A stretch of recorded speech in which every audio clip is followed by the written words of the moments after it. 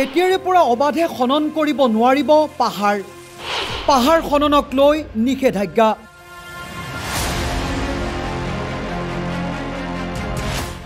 অবৈধ পাহাৰ খনন কৰিলে হ'ব ৰঙা ঘৰৰ আলহী।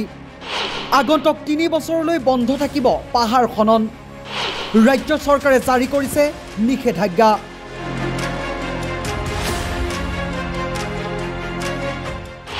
গুৱাহাটী মহানগৰ আৰু উপকণ্ঠ অঞ্চলৰ ১৮খনকৈ পাহাৰলৈ নিষেধাজ্ঞা।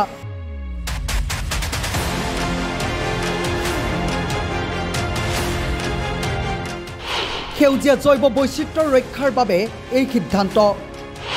চৰকাৰী বিষয়াৰ আশীৰ্বাদ পুষ্ট কোন এইসকল চিনাকি মুখ?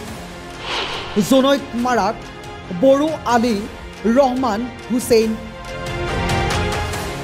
এতিয়াৰে পৰা আগন্তুক ৩ বছৰলৈ বন্ধ হ'ব পাহাৰ খনন। নিৰ্মাণ অথবা অবৈধ খনন কাৰ্যত নিষেধাজ্ঞা জাৰি কৰিছে ৰাজ্য চৰকাৰৰ ফালৰ পৰা।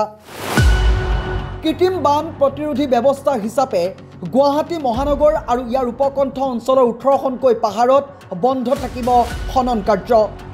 কিন্তু দীৰ্ঘদিন ধৰি উত্তৰ গুৱাহাটীত অব্যাহত আছে অবাধে পাহাৰ খনন। অব্যাহত আছে ৰঙা মাটিৰ অবৈধ কলাবেহা। মহানগৰীৰ সমীপৱৰ্তী মান্দাকাটা পাহাৰ, দীৰ্ঘেশ্বৰী পাহাৰ, কালী পাহাৰ আৰু মেকুৰী পাহাৰৰ অৱস্থা দেখিলে বিস্ময় মানিব আপুনি।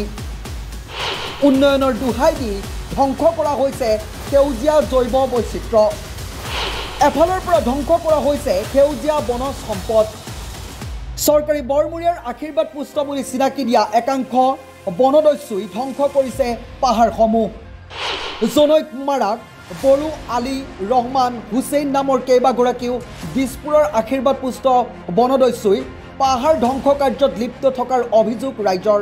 তাৰ মাজতে ৰাজ্য চৰকাৰে গ্ৰহণ কৰা এনে পাহাৰ খননৰ নিষেধাজ্ঞা আদৰণি জনাইছে সচেতন মহলে।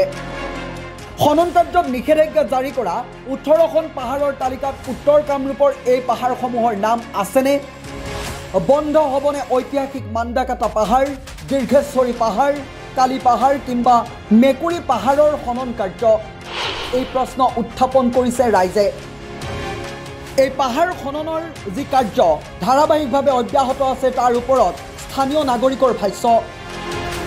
গুৱাহাটী আৰু উপকণ্ঠ অঞ্চলৰ ১৮খন পাহাৰৰ যে খনন কাৰ্য বন্ধ কৰিব বা বন্ধ থাকিব অহা তিনি বছৰলৈ, এইটোৰ ভিতৰত আমি দেখিছোঁ যে আমাৰ উত্তৰ গুৱাহাটী, মান্দাকাটা, পছৰীয়া মেকুৰী পাহাৰ, চাংচাৰী, গৌৰীপুৰ বা আমাৰ কালী পাহাৰ ইত্যাদি পাহাৰবোৰতো আজিতো ৰমৰমীয়া ব্যৱসায় চলি আছে। পাহাৰ খনন কাৰ্য কৰিয়ে আছে।